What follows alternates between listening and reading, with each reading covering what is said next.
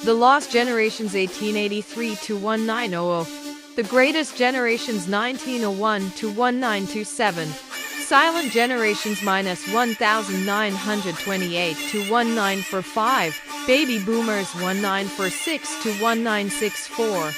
Generation X 1965 to 1980. Millennials 1981 to 1996. Gen Z 1997 to 2012. New Futuristic Age 2025 and so forth. The different generations. Hello there guys, this is Coach Perry again. As I promised, we're going to talk about the different generation according to the year of birth. Okay, ready na ba kayo? Okay, so eto na guys. We will tackle about the 9 generations of all times. Okay, so ang una natin ay ang Lost Generation. Okay, they were born 1883 to 1900s. Ito yung pagpasok ng World War I. Napakagulo. 824 people were dead and 21 million, 824 people were injured and 21 million people were dead. Akalain mo yun? Diyos ko. Ito yung panahon ng 1883 na nagbabagsakan ang mga bomba at ang mga missiles during the World War I. Pinanganak ang mga sanggol at tinawag itong the Lost Generation. Bakit? Kasi they were lost and they are nowhere to go. Okay? So, pumasok ang Spanish flu. Okay. So, eto na. Nagkagulo na naman sila. At of course, itong tinatawag nating Lost Generation dahil sila yung mga bata o yung mga sanggol na ililigtas ng mga magulang nila at lumaki na hindi nila alam kung saan sila uuwi at kung nasaan ang bahay nila dahil lahat ng lugar ay punong-puno ng alikabok at mga patay na tao. Ito ang Lost Generation. Okay? During the Lost Generation, si Alexander Fleming ay nakadiscover ng penicillin. Si Albert Einstein na nakadiscover ng theory of relativity. Dahil sa World War I, okay, nagkaroon ng aftermath. Pumasok ang 1901 to 1927, tinatawag nila ito the Greatest Generation. Okay. So, after ng Great Depression, merong aftermath ang World War I. Alright? October 29, 1929, na-feel nila, okay? Na-feel nila yung effect ng World War I. Nagkaroon ng crash ng market. Alright. So, walang stock. Umurong lahat ng mga investor. 25% unemployment. 830 millions people are searching for jobs and they are homeless. Okay. So, hindi pa rin ito tapos. Nagkaroon ng World War II. Yung mga batang lalaki nagkakaedad ng 15, 12, 15, 16, 18. Imbes na nasa school sila at naka-school shoes, napilitan silang gumamit ng combat shoes at magkaroon ng military training. Ganon pa man, pumasok ang Lassie. Ang Lassie yung mga samahan ng mga tao na sila yung pinaniniwalaan nilang superior being. Okay? Tinatawag nilang Holocaust. Marami ang namatay sa time na ito. Okay. And then of course, ito yung inaano nila. Dito nauso yung sinasabi nilang peace, democracy, and love. Dahil sa Lassie, okay na wala ang kanilang mga peace of mind. Okay, lahat ng tao ay naghahanap ng katiwasayan. Lahat ng tao during that time ay naghahanap ng tahimik na buhay at demokratikong way at pagmamahal. Ito ang 1901 to 1927, the greatest generation. During that time, dito pinanganak at namayagpag si Grace. Okay, so Grace Hopper, ang tinatawag nilang computer legend. Okay, so siya yung nag-discover yan. Unti-unti na at of course, si Alexander Turing, okay, ang nag-discover ng artificial intelligence. Okay, so ano pa ba ang masasabi natin? Dito sa 1901, sumikat ang peace, democracy, and love. At ito na yung sinasabi nila na greatest conflict of all times. Okay, pagkatapos yan, dumating ang silent generation. Silent generation is 1928 to 1945. Bakit silent generation? Bakit silent generation? Dahil ito yung time na bawal ka mag-complain. Makikita mo pa rin yung after effect ng World War II.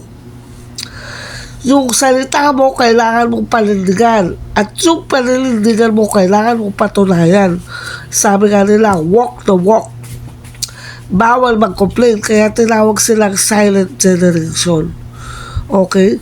Lumabas dito ang old-fashioned, vintage. Alright? Ang mga bata sa panahon ng 1920 at 1945, sila yung mga tinaguri ang tahimik, responsable, patipid at hardworking. Para ba silang naghahabol ng panahon? Para bawiin yung mga bagay na nawala sa kanila during the greatest and the lost generation. Okay, punta na tayo. Punta na tayo sa baby boomer, 1946 to 1964.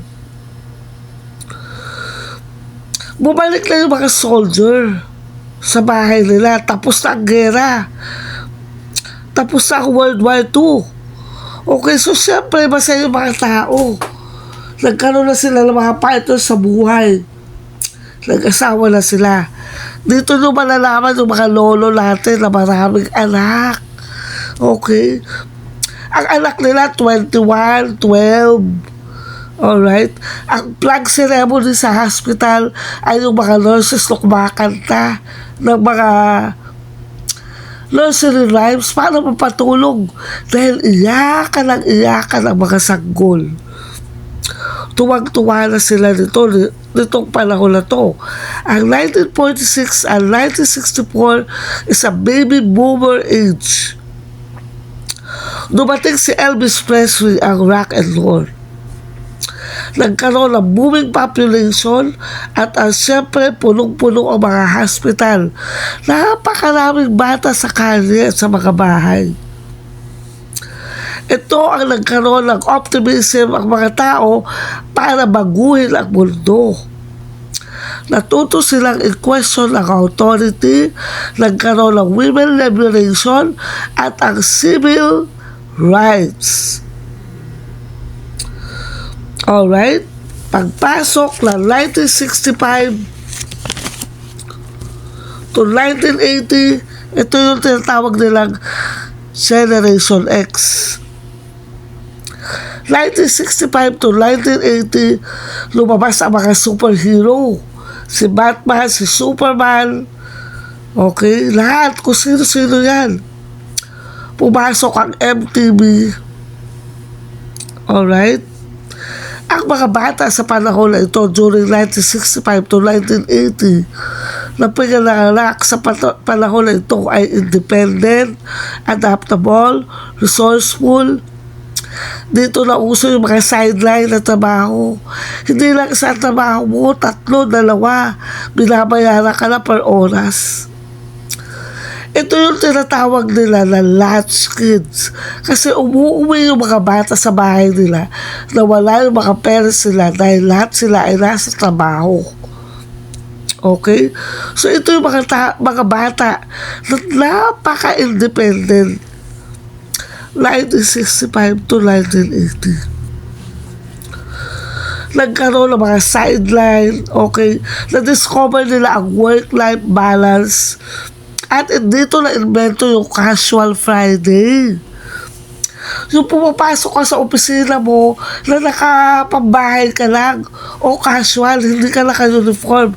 Dito nila ito na-invento sa Generation X, 1965 to 1980. Pumasok si Bill Gates. Pumasok si Jeff Bezos na nakadiscover ng Amazon at si Bill Gates na nakadiscover ng Microsoft.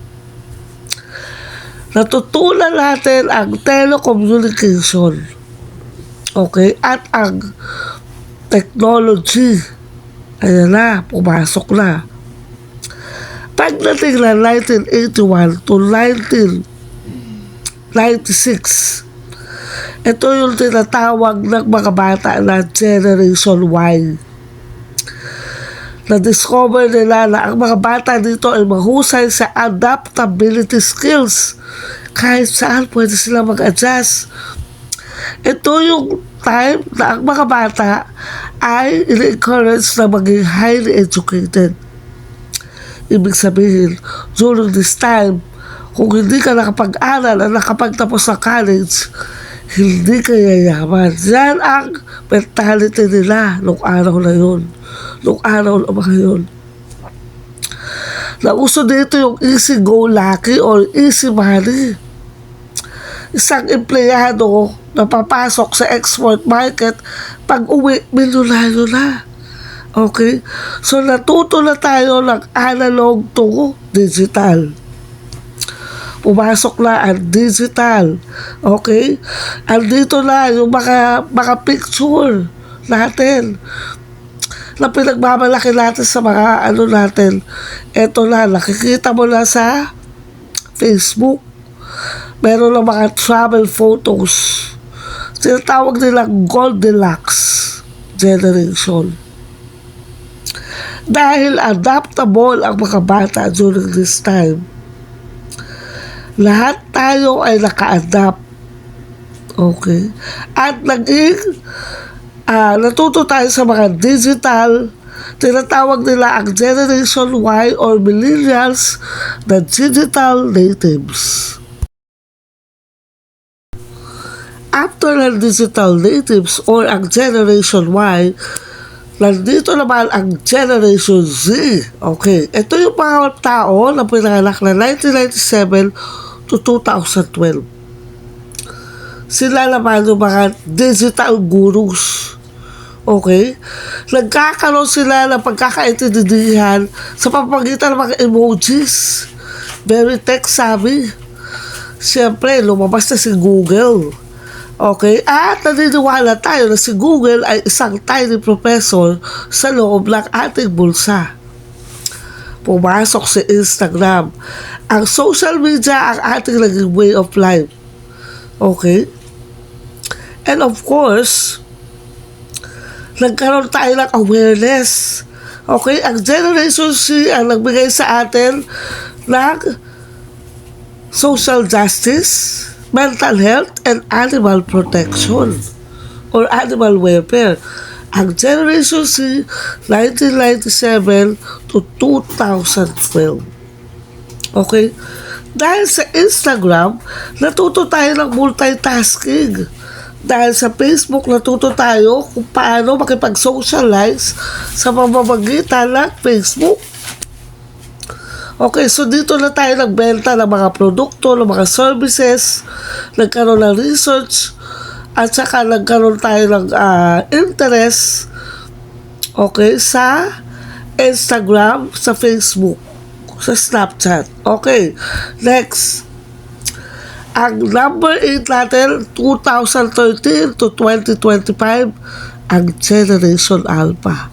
Kung ang anak mo ay pinanganak between 2013 to 2025, sila yung tinatawag na 21st digital babies. Sila yung sobrang linis sa bahay, okay? O pag bisa naman sobrang gulo sa bahay, extreme yan. Okay, mahilig na sila sa minimalism. Dahil meron na silang virtual reality. Okay? Mahilig sila mag-decode. Alam na nila ang mga binary codes. At siyempre, ang kanilang greatest achievement for them is hack. Kaya nila i-hack ang phone mo kapag sila ay na-training ng ayos. Ang mga games sila ay interactive, very tech-savvy. Ito yung Generation Alpha 2013 to 2025 na lumabas ang swipe and tap. Sa swipe mo lang o itatap mo lang, pwede mo lang makuha ang gusto mo. O pwede ka na magbayad, pwede ka na bumili. Okay? So dahil dito, nagkaroon ng virtual reality at siyempre, ito na yung ating Generation Alpha. Okay, last but not the least, ang futuristic new age na pinanganak between 2026, okay, this will be the 2026 and so forth. Okay, dito na natin may imagine na yung mga bata, umuwi na sila sa mga city skyline, pupunta na sila sa mga skyscraper building. Okay? At tuwan-tuwa na sila sa mga holographic billboards, meron na mga flying cars, okay, and automated delivery drones na ang nade-deliver sa atin. Pag hindi natin alam ang sagot, meron tayong tinatawag na Neuralink. Ida-download mo lang siya sa brain mo. Okay? And of course, the entire subject of the school, malalaman mo lang in minutes.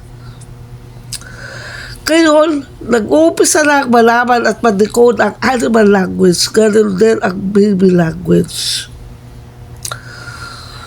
Natuto na rin tayo sa long-distance relationship. Okay? Ang social life nila ay ang social media.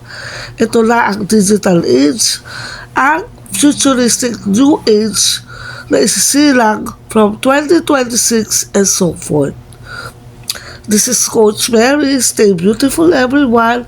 No matter kung saan o kung kailan ka pinanganak, kailangan natin irespeto ang bawat isa. Kailangan natin i-appreciate ang effort ng mga tao para sa atin. Para sa ating malago at maganda at progresibong mundo, kailangan natin maging mapagmahal sa hayop, ganoon din sa kapwa.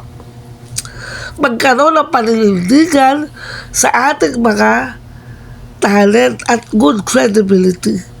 At ingatan natin ang ating pangalan.